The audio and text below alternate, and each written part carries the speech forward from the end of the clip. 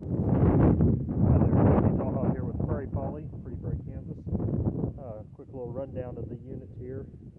Got your standard GX160 Honda motor. Operates just like normal. Will say one thing about these engines. I do prefer to turn the gas off when they're going to be transported for a lengthy distance or stored for a lengthy period of time, because the gas tank sits above the carburetor, which is all above the crankcase, and if the needle sticks in the carb, it can fill the crankcase full of gas over time, and if you don't know that, you'll wash down the cylinder and then have problems. On these, I do unhook the low oil indicator. That's this wire, the yellow wire that comes out of the crankcase down here.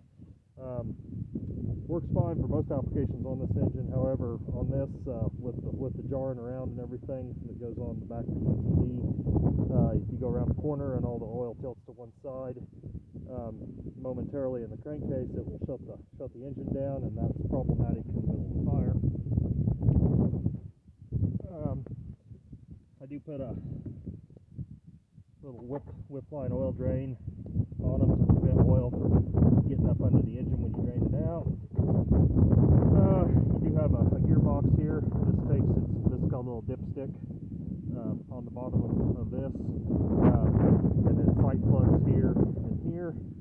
That takes just normal SAE 90 weight gear oil.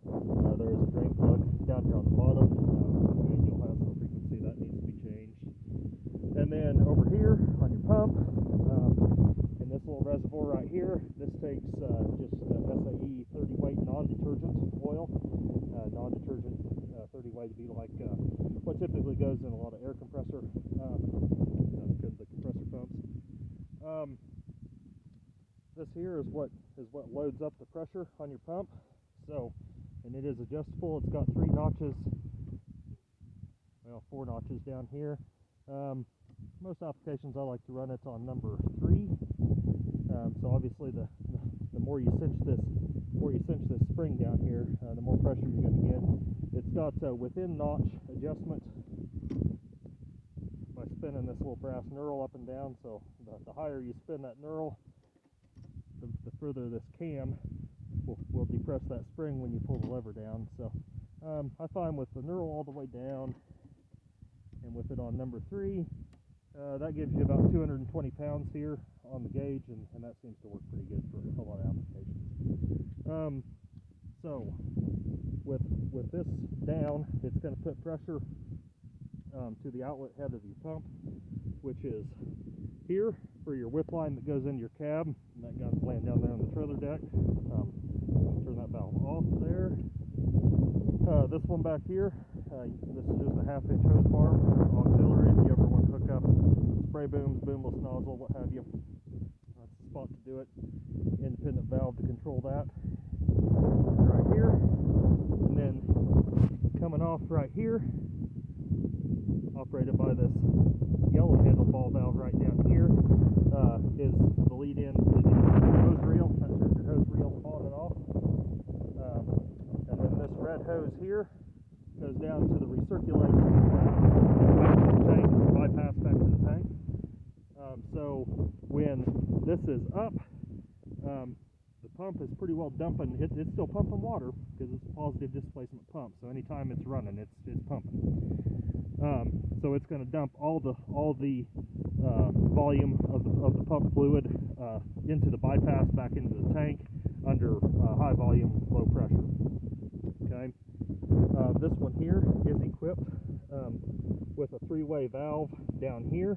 This is on the bypass, so when that lever is up, it's dumping fluid into the tank. When it's cocked to the side, it's going to put it out this quick coupler here, which is built. If you ever want to use this tank to fill another tank, you can hook your garden hose up right there and fill another tank off of that. So remember, if you're doing that, you want as much water as possible coming through your bypass hose, and then put this lever down, which will then divert the water from going back to the tank, kick it out your garden hose here. And so to do that, you'll want this lever up. Okay. on the suction side of things. So let's work backwards here. This is the inlet of the pump here. Before it gets to the pump, it runs through a Y strainer down here. This unscrews. There is a stainless steel mesh screen in there, cylinder. That will need to be cleaned frequently. The dirtier the fluid you run through it, the more frequent it needs cleaned. And then backing up to here, another three-way valve, similar to what we have over here, just bigger. And this is where you select either front or back suction. Some of that's going to depend on how your UTV sits as it gets empty. If it sits level, it's probably not going to much matter. A lot of UTVs will sit higher in the rear as you lose weight, and in which case you're going to want to be pumping off the front up here, which would be that right there. So you can look at the little flow arrow on there. Water's going to come this way off the front. If you want to pull it off the back, so that there's a tube that goes all the way to the bottom of the tank right here, and it's got the same thing on the rear. Flip it there, we'll pump off the rear. It's got the same thing that goes into the tank right here. All right, that brings us back here to the draft portion. If you want to draft from another water source, in other words, not fill your tank through the 10-inch fill lid up here, then you need to select to pump off, to suck off the back suction. So this way, back here. All right. And you notice we have a ball valve here and a cap here. So you want to, a little water around here. Okay. You want to hook your draft hose up here, get it off down in your water source, and then once you have all that done, you're pumping. You want your pressure off, so you're putting all the water back into the tank, or maybe you're using this pump just to fill another tank, in which case you could draft it in, run it through the pump, and take it out here through a garden hose, either way. And then you'll want to turn this valve off, so flip that lever up.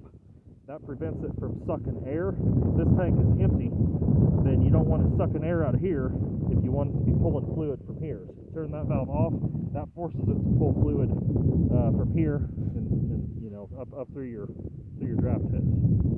Okay, and so if you're going to just run this tank, you're not drafting, you're pulling out of the tank, but you want to pull off this back section. You want that valve open so it can pull off here, and then obviously to prevent it from just drawing air, path least resistance. In order to prevent it from drawing air here, you must have this cap on.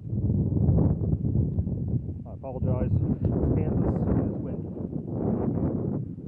Back here, you've got your drain hose. It's got a cam coupler cap on the end of that. That allows you to get the hose over your tailgate and drain it off. If you have chemical in the tank, you can put this down and refill the chemical.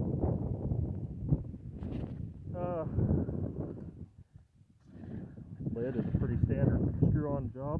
It does have it's got a vent in it, but the vent is baffled. And then you can see this tank is full of water. Tank is baffled. Got a baffle running side to side, then one front to back. Okay, I've oriented the sled. A lot of people have trouble getting these things on without cross-threading them. If you set it on there to where that thing is square, it will go right on there, just like that. Okay, so now we're looking at the front of the tank. Got a drip torch holder for prescribed burning, and then your cargo bin. All right. The drip torch holder, you use this thing lots and lots and lots. I suppose your drip torch could eventually wear down in, and so to prevent it from actually wearing into the top of the tank, there is another little plastic block in here. This is glued in. That way, if it ever wears through, you can get in there with a pry bar and just pop it off and get you another piece and glue in there. That keeps your drip torch from wearing into your tank. All right, hose reel, pretty straightforward there. That locks and unlocks the reel. So it's locked now. Unlock there, spins freely. They do have have a down in there, that little brass set screw is not actually a set screw. You can use that to adjust the freewheel tension on your hose reel. That way if you yank on it really hard, it doesn't just turn your hose into a pile of spaghetti on the ground out here.